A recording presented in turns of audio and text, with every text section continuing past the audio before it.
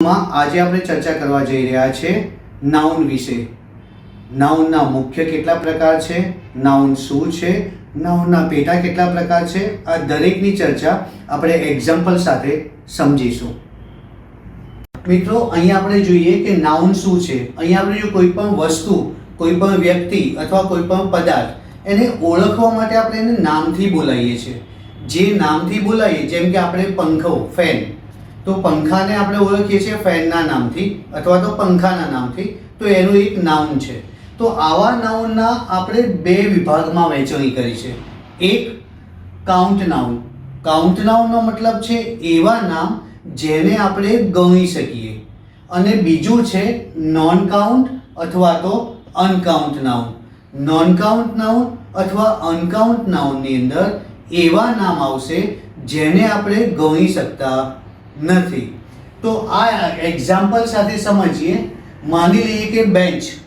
તો બેન્ચ એ કાઉન્ટ નાઉનમાં આવશે એટલા માટે કારણ કે આપણે પાટલીને ગણી શકીએ છીએ, બેન્ચને ગણી શકીએ છીએ. 1 2 3 4 વન બેન્ચ. પેન, તો પેનને પણ આપણે ગણી શકીએ છીએ, તો એક કાઉન્ટ નાઉન આવશે. Board, page, key, kitchen, television, table, chair. Friends, આ જેટલા બી ઉદાહરણ આપણે લીધા, આ બધા જ ઉદાહરણ એવા છે કે જેને આપણે 1 2 3 એ નંબરમાં ગણી શકીએ છીએ. માટે આ બધા જ નાઉન એક કાઉન્ટ નાઉન એટલે કે ગણી શકાય તેવા નામના એક્ઝામ્પલ છે. હવે જો આપણે વાત કરીએ નોન કાઉન્ટ અથવા તો અનકાઉન્ટ નાઉન શું છે, તો મિત્રો એવા કેટલાક નામ છે જેને તમે નંબરથી ગણી શકતા નથી, જેની કંઈક એપ્રોક્સ એટલે કે આંશિક કોઈક મૂલ્ય છે પણ નંબરિંગમાં એની કોઈ વેલ્યુ નથી. એવા દરેક નાઉનને, એવા દરેક નામને આપણે નોન કાઉન્ટ અથવા તો અનકાઉન્ટ નાઉન ગણીશું. જેમ કે અહીંયા એક્ઝામ્પલ લીધું મિલ્ક. તો મિલ્કને આપણે 1 2 3 એ નંબરમાં ગણી શકતા નથી. તો એ જે છે એની વેલ્યુ આપણે માનીએ છીએ લીટરમાં. તો આ જે વેલ્યુ છે એપ્રોક્સ વેલ્યુ થઈ કહેવાય, એટલા માટે આપણે એને ગણી શકીએ છીએ નોન કાઉન્ટ નાઉન અથવા તો અનકાઉન્ટ નાઉન. એવી જ રીતે સુગર, ખાંડ. ખાંડની વેલ્યુ પણ આપણે કિલોમાં કે ગ્રામમાં આપી છે, એ એપ્રોક્સ વેલ્યુ છે, માટે આપણે એને લઈએ છીએ નોન કાઉન્ટ અથવા તો અનકાઉન્ટ નાઉનમાં. એવી જ રીતે gold, silver, air, petrol, water, oil, આ દરેકે દરેક એક્ઝામ્પલ એ નોન કાઉન્ટ અથવા તો અનકાઉન્ટ નાઉનના એક્ઝામ્પલ બનશે. તો મિત્રો, આમ તમે જોયું હશે કે જે નામને આપણે 1 2 3 એ નંબરિંગમાં ગણી શકીએ એ દરેકે દરેક નાઉન બનશે કાઉન્ટ નાઉન, જ્યારે જે નાઉનને આપણે નંબરિંગમાં ગણી શકતા નથી પરંતુ એની વેઇટ એટલે કે વજનના આધારે કેટલુંક એપ્રોક્સ વેલ્યુ આપી છે, જેમ કે લીટર, ગ્રામ, કિલોગ્રામ, મિલીગ્રામ, આમાં જેની ગણતરી થાય છે એ ઓલમોસ્ટ બધા જ નાઉન ગણાશે નોન કાઉન્ટ અથવા તો અનકાઉન્ટ નાઉન. મિત્રો, નોન કાઉન્ટ અથવા તો અનકાઉન્ટ એ એના બે મુખ્ય ભાગ છે. એવી જ રીતે કાઉન્ટ અને નોન કાઉન્ટ નામના કેટલાક પેટા પ્રકાર પણ છે, જે પણ આપણે એક્ઝામ્પલ સાથે આગળના વિડીયોમાં રજૂ કરીશું. અત્યારે આપણે એના પ્રકારની વાત કરીએ તો કોમન નાઉન એનો એક પ્રકાર થયો, પ્રોપર નાઉન એનો બીજો પ્રકાર થયો, મટીરિયલ નાઉન એનો ત્રીજો પ્રકાર થયો, કલેક્ટિવ નાઉન એનો ચોથો પ્રકાર થયો, એબ્સ્ટ્રેક્ટ નાઉન એનો પાંચમો પ્રકાર થયો. તો આમ કાઉન્ટ નાઉન હોય કે નોન કાઉન્ટ અથવા તો અનકાઉન્ટ નાઉન હોય, એ આ 5 પેટા પ્રકારમાં વિભાજિત થયેલા જોવા મળશે. તો મિત્રો, હવે તમે સમજી શકો છો કે આવા કેટલાક એક્ઝામ્પલ કે જેના દ્વારા આસાનીથી આપણે સમજી શકીએ કાઉન્ટ નાઉન અને નોન અથવા અનકાઉન્ટ નાઉન. તો આ જ વસ્તુને તમે તમારી રીતે શોધવાનો ટ્રાય કરો. તમારી ટેક્સ્ટ બુકમાં, તમારી ગ્રામર બુકમાં 50 નાઉનનો એક લિસ્ટ શોધો, તેને તમારા બુકમાં નોટ ડાઉન કરો અને ત્યાર પછી કયું નાઉન એ કાઉન્ટ છે અને કયું નાઉન નોન કાઉન્ટ છે એને તમારી જાતે જ આઈડેન્ટિફાઈ કરો. મિત્રો, જોયું હશે હવે કે આ હતા આપણા નાઉનના એક્ઝામ્પલ. મિત્રો એક્ઝામ્પલ ઉપરથી તમને બહુ સારી રીતે સમજમાં આવી ગયું હશે કે નાઉનના મુખ્ય બે પ્રકાર છે, કાઉન્ટ નાઉન અને નોન કાઉન્ટ નાઉન અથવા તો અનકાઉન્ટ નાઉન. જ્યારે એના પેટા પ્રકાર છે common noun, proper noun, material noun, collective noun અને એબ્સ્ટ્રેક્ટ નાઉન. તો મિત્રો આ હતું નાઉન વિશેની માહિતી. હવે આપણે મિત્રો મારા લાસ્ટ વિડીયોમાં જે રીતે આપણે જોયું કે નાઉનના બે મુખ્ય પ્રકાર હતા, કાઉન્ટ નાઉન અને નોન કાઉન્ટ નાઉન, જ્યારે એના પેટા બીજા 5 પ્રકાર હતા, જેમાં આપણે વાત કરી હતી common noun, proper noun, material noun, collective noun અને એબ્સ્ટ્રેક્ટ નાઉન. તો આ દરેક નાઉન ને કઈ રીતે આપણે સમજવા એને આપણે એક્ઝામ્પલ સાથે જોઈએ. મિત્રો હવે નાઉનના 5 પેટા પ્રકારની વાત કરીએ. તેમાં સૌથી પહેલા આપણે વાત કરીએ common noun. Friends, common noun કોને કહેવાય? કોમન નાઉન શું છે? તો કોઈ પણ નાઉન જેને આપણે સામાન્ય નામ આપી દીધું એ દરેકે દરેક નામ આપણે કોમન નાઉનની અંદર ગણીશું. એક્ઝામ્પલ સાથે વાત કરીએ તો હું પેનની વાત કરું તો પેન એ કોમન નાઉન થઈ ગયું. સિટી કોમન નાઉન થઈ ગયું. ટેલિવિઝન કોમન નાઉન થઈ ગયું. એરિયા કોમન નાઉન થઈ ગયું. રિવર, ફ્લાવર અને એનિમલ, આ દરેકે દરેક નાઉન એ આપણે કોમન નાઉન થઈ ગયા. ફ્રેન્ડ્સ, કોમન નાઉન વધારે સારી રીતે ક્યારે સમજીશું? તો જ્યારે હું પ્રોપર નાઉન સમજાવું અને ત્યાર પછી આપણે કોમન નાઉન અને પ્રોપર નાઉન એ બંનેનો ડિફરન્સ સમજીશું. ત્યારે તરત જ તમને ખ્યાલ આવી જશે કે કોમન નાઉનની ડેફિનેશન એટલે કે વ્યાખ્યા શું છે, જ્યારે પ્રોપર નાઉન કોને કહેવાય અને કોમન અને પ્રોપર નાઉનને કઈ રીતે આપણે બાયફર્કેશન એટલે કે ડિવાઈડ કરી શકીએ. તો પ્રોપર નાઉન શું છે? જે કોમન નાઉનને આપણે વધારે સારી રીતે સમજવા માટે એક અલગ નામ આપ્યું, એ આપેલું અલગ નામ એને આપણે કહીશું પ્રોપર નાઉન.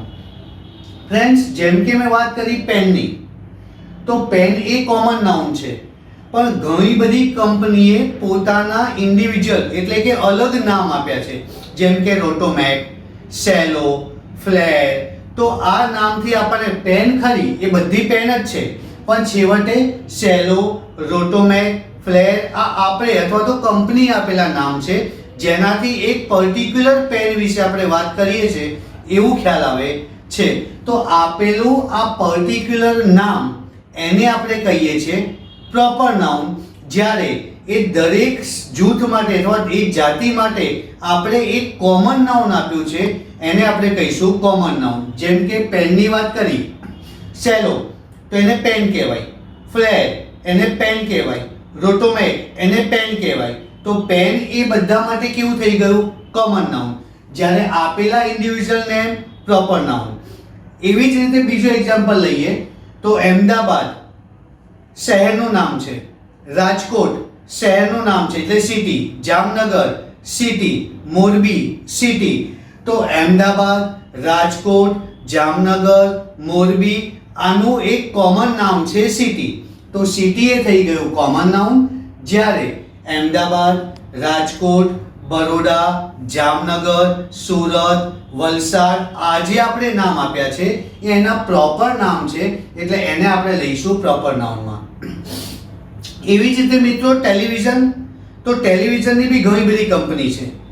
એવી રીતે સોની, તો ટેલિવિઝનની એક કંપનીનું નામ છે સોની, તો સોની થઈ ગયું પ્રોપર નામ.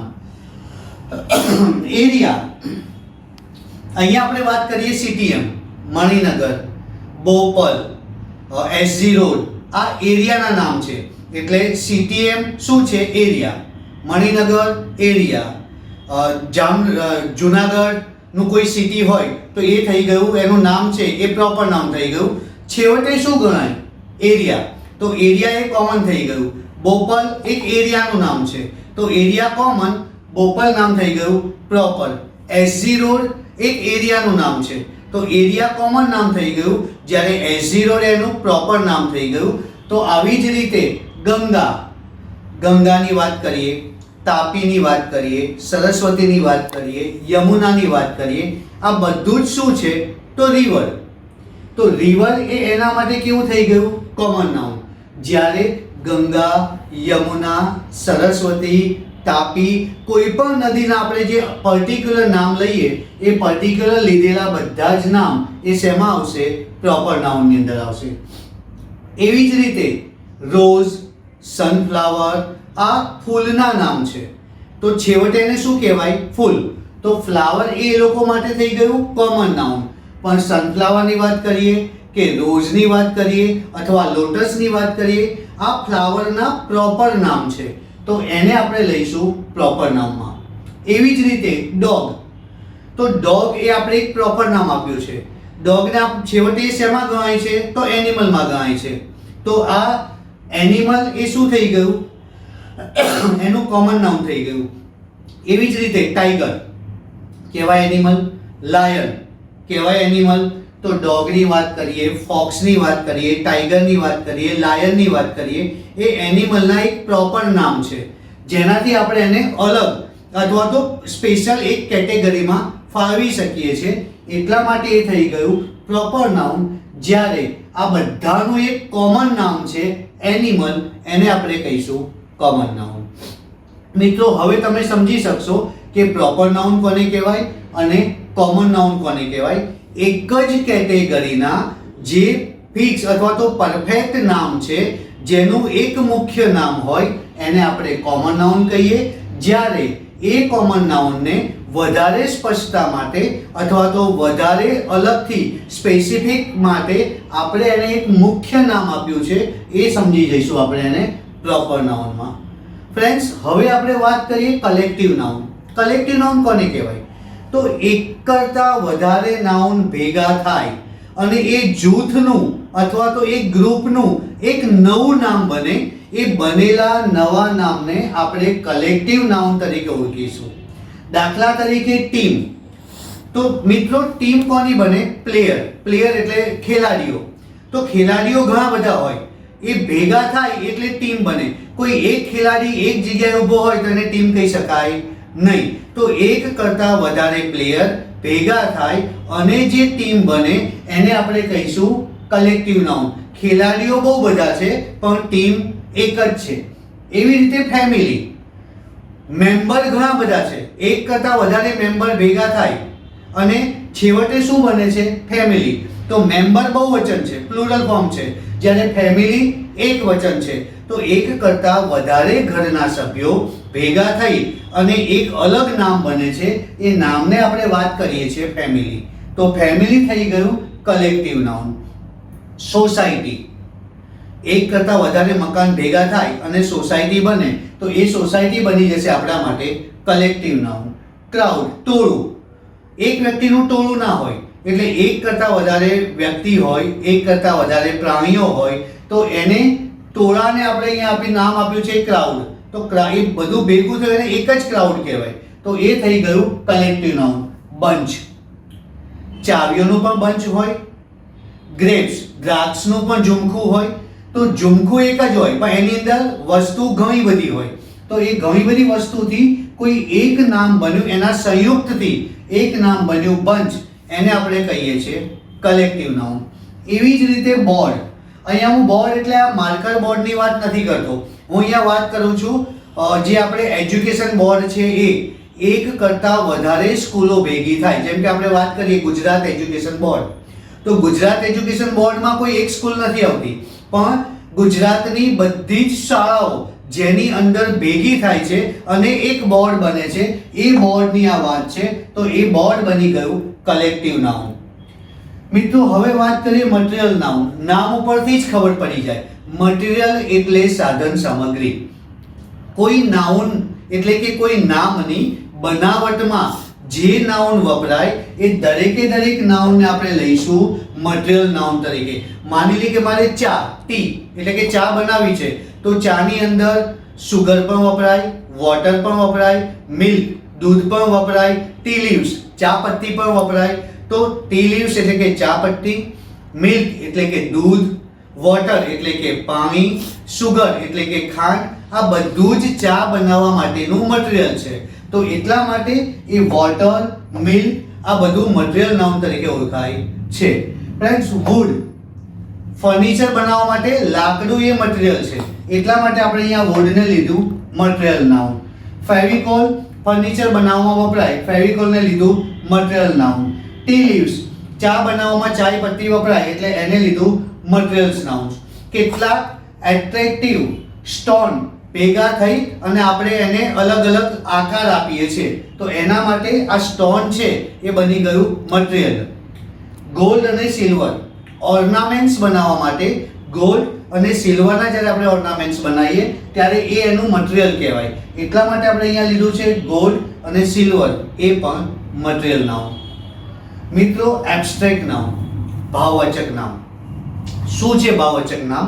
તો જે નામ સાદી ભાષામાં કહું તો ફિલિંગ્સ, લાગણી, એને આપણે ભાવવાચક નામ કહીએ છીએ. એ ભાવવાચક નામ એ ભાવ સાથે ભાવ પ્રદર્શિત કરે છે. ભાવવાચક નામ એટલે કે એબ્સ્ટ્રેક્ટ નાઉનને તમે અડી શકતા નથી, માત્ર અનુભવી શકો છો.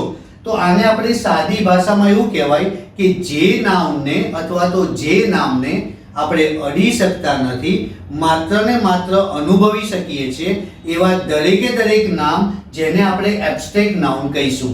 દાખલા તરીકે એંગર, ગુસ્સો, કોઈના ગુસ્સાને ફીલ કરી શકાય, અનુભવી શકાય, અડી શકાય નહીં. હીટ, ગરમી, અડી ના શકાય, અનુભવી શકાય. હવે ફ્રેન્ડ્સ તમે કદાચ એવું કહેશો કે આપણે પાણી ગરમ કરીએ તો આપણે હાથ લગાવીએ તો એ ગરમ તો આપણને અનુભવ થાય છે, તમે અડી શકતા નથી, કારણ કે એ ગરમ પાણીમાં રહેલી ગરમીને તમે ટચ કરીને એટલે કે પકડીને બહાર કાઢી શકતા નથી, એ માત્ર ફીલ જ થાય છે. કોલ્ડ, એવી જ રીતે ઠંડી, ઠંડીને આપણે અનુભવી શકીએ છીએ, અડી શકતા નથી. કાઇન્ડનેસ, કોઈ વ્યક્તિમાં પ્રેમ ભાવ, દયા ભાવના હોય તો એ દયા ભાવના એ આપણે અડી શકતા નથી, માત્ર અનુભવી શકીએ છીએ. બ્રેવરી, કોઈની બહાદુરી, કોઈ વ્યક્તિ બહાદુર હોય તો એની બહાદુરીને આપણે અનુભવી શકીએ, અડી શકીએ નહીં. ટેલેન્ટ, કોઈ વ્યક્તિમાં ટેલેન્ટ હોય, કુશળતા હોય તો એને આપણે અનુભવી શકીએ, અડી શકીએ નહીં. અને ક્લેવરનેસ, હોશિયારી, કોઈ વ્યક્તિની હોશિયારી પણ આપણને માત્ર ફીલ કરી શકીએ એટલે કે અનુભવી શકીએ છીએ, અડી શકતા નથી. તો મિત્રો આ દરેકે દરેક 5 એક્ઝામ્પલ એ આપણે જોયા, જેમાં પહેલા વાત કરી કોમન નાઉનની, ત્યાર પછી proper noun, collective noun, material noun અને એબ્સ્ટ્રેક્ટ નાઉન. કેટલી મિનિટ? તો મિત્રો મારા YouTube ચેનલના આ વિડીયોમાં હવે તમે એક્ઝામ્પલ ઉપરથી સારી રીતે સમજી ગયા છો કે નાઉનના જે 5 પેટા પ્રકાર છે એ 5 પેટા પ્રકારને કઈ રીતે આપણે અલગ અલગ પાડી શકીએ અથવા તો કઈ રીતે એને યોગ્ય રીતે અથવા તો સારી રીતે પરફેક્ટ રીતે વિભાજિત કરી શકીએ. ધન્યવાદ.